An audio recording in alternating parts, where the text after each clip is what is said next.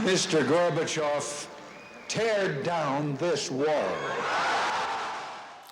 For nearly 3 decades, the Berlin Wall was a brutal divide across Europe, the ultimate symbol of the Cold War.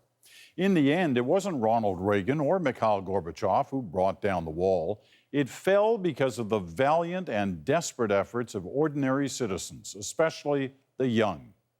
This Sunday marks 25 years since they won their freedom. But amid the celebrations, Nahlah Ayed found a new generation struggling to find its own sense of purpose after the wall.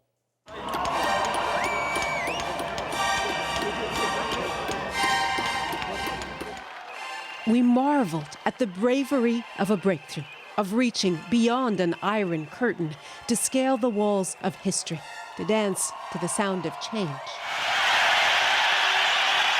A moment built on hundreds of brave acts, sometimes tens of thousands strong.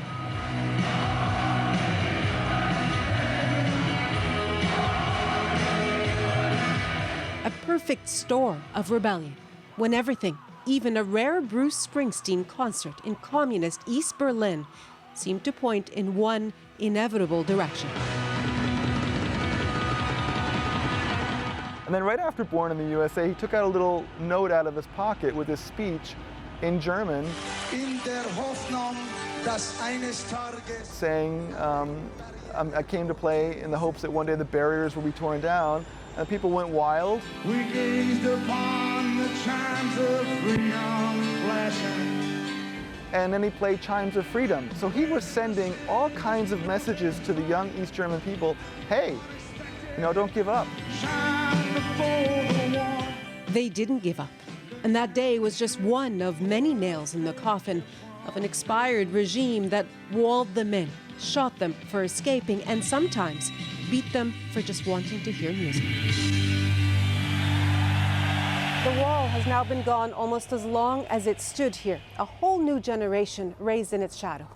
Though they've never really seen it beyond the few remnants left behind, and it's never physically held them back, it still looms in the background. In the fast-paced sounds of Fritz Radio, there are few hints of its history. Brooke Fraser auf Fritz mit Kings and Queens. 2 radio stations from East and West Berlin joined forces when the wall fell. And that's how Fritz was born. Super, danke. But few here, staff and listeners alike, are much older than 30. In the music and on the High Noon talk show, it's about the now. 17097 110. Thorsten aus Adlershof, hi. The wall is exceptionally old news. So I think this is a bit the feeling. It's like, so let it be, it's done, and we don't even know it, and so... Move on. Genau, yes. But that isn't easy, even here. One of the founders, Ronald Gelenza, once worked at a youth radio station in East Berlin and remembers when starting a punk band like he did was a form of protest. Everything was political, even that Springsteen concert. Gelenza was there with some 300,000 others craving change. It was unbelievable. Das war unglaublich. It was unbelievable. Ich bin hier und der Boss ist da. I thought I'm here and the boss is on stage. This can't be. Da hatte Musik noch Kraft, Energie, Power. There's no such clear message or power. To me today, music is just entertainment. There's no political power in it anymore. Music doesn't play a role in society anymore, and I think that's really sad. I'm really jealous of all the people in the 60s when music could still change the world and was actually made to do that. Bleib hier, spielst du mit mir? Larissa or Larry Herden says her music is as self-centered as the times, an age that is far kinder to German youth than that of her parents and far less politicized. We have an amazing social system. We have healthcare. Our president is a girl. The mayor of Berlin is gay. We're pretty free. There are many problems worth protesting here, and sometimes that does lead to new walls coming down. students fought for and won free university tuition. Anti-nuclear protests were huge, and now Germany is phasing out its nuclear industry. Still, You don't really wake up and feel like, oh my God, I need to change the system now. it is a common refrain among a post-wall generation that always walked in the shadows of more politically charged times. You can see it in the apathy of some, in the absence of many at the voting booths. The concern is that a new wall is coming up, dividing those who have a say and those who choose not to. University student turned slam poet Julia Engelmann says out loud what many in her generation think. Das mache ich später, ist die Baseline meines Alltags. I will do this later, is the baseline of my everyday life. I'm so unbelievably lazy, like a pebble on the ocean bed. Mein Dopamin, das spare ich immer, falls ich Her piece on youth apathy, their lack of initiative, clearly bang on because it's been viewed more than 7 million times on YouTube. Danke. I think a lot of people my age are insecure whether or not they're doing the right thing,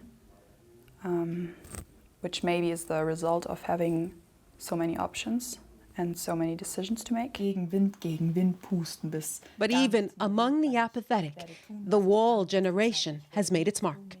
We grew up with parents and grandparents that know how to appreciate freedom. We're very lucky and fortunate, and I think our parents and grandparents let us know that we are. So I think that affects us a lot, yes. What's left of the wall's legacy seeps into Heraden's everyday life, into everyday language. We're saying like, oh, I'm going to the West, I'm going to the East, or there are all these like stereotypes about the West and the East. So even if the wall physically is not there anymore, I think in behavior and in interests and in just like life and lifestyle, it's kind of still there. The wall still has a presence in the many inequities between East and West. But 25 years later, its fall is still an occasion Germany plans to celebrate. The world's eyes will be on Berlin again, like many Germans, still inspired by that epic struggle, still marveling at how they overcame such an imposing hurdle to reunite a city. For many young Germans, though, the memory stands as a daunting achievement that's exceptionally hard to live up to. It's difficult. What can I do? I can be successful in job, I can have a family, I can have a long-time relationship and so on. But what's that? Instead of what my parents or grandparents did, they had the war, they had the wall.